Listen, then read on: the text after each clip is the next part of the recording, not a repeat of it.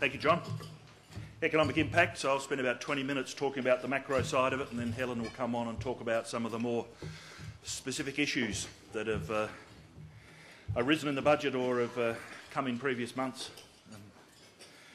While people might say there's nothing much in each budget, when you start to look at the detail, you start to think about how much work accountants and lawyers are going to have over the next 12 months again. The background of this budget, it's the fourth year of, or we're into the sort of fourth year of global recovery. We've got loose monetary policies right around the world, but we're going to be seeing tightening budgetary policies, and that's a real background to what's going to be happening in Europe and the United States over the next sort of couple of years.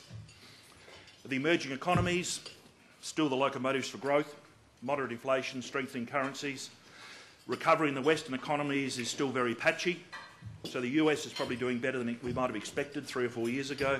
Europe's about to go into recession, but again very patchy. I mean, you sort of hear about Spain's unemployment rate of 22, 23%, and 50% amongst those are under 25.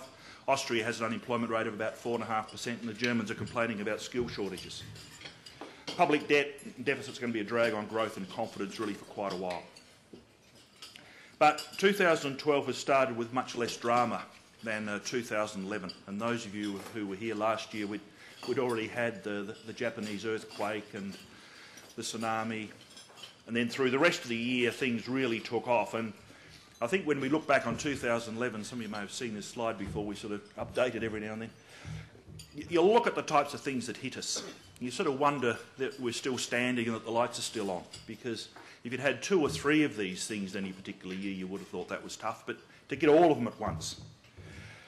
You know, like the federal government hits its debt ceilings. Everyone's worried the federal government in the United States won't be able to spend any money. Well, you know, as we've seen here in Australia, we've just had to raise our debt ceiling, or about to, because we've hit the limit for the federal government here.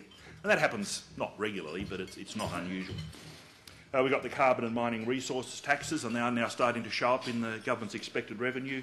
You know, we had the significant fears even back in September, October last year. You might recall the media was agog with the US about to go into recession, and they started one of their strongest growth phases they've seen for a couple of years.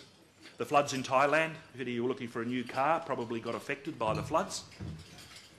Thailand's GDP fell by 12% in the December quarter. Then we had the death of North Korea's dear leader, things that sort of stirred up, whether we're going to have some more nuclear tests, or we certainly saw a test of their ballistic missile, which didn't go that well. Patchwork Australian economy, which, you know, South Australia is probably feeling as much as anyone else, if not more. It's either metallic or sleen, or it's worn and threadbare. And I think we're going to be seeing more of that through the next 12 months.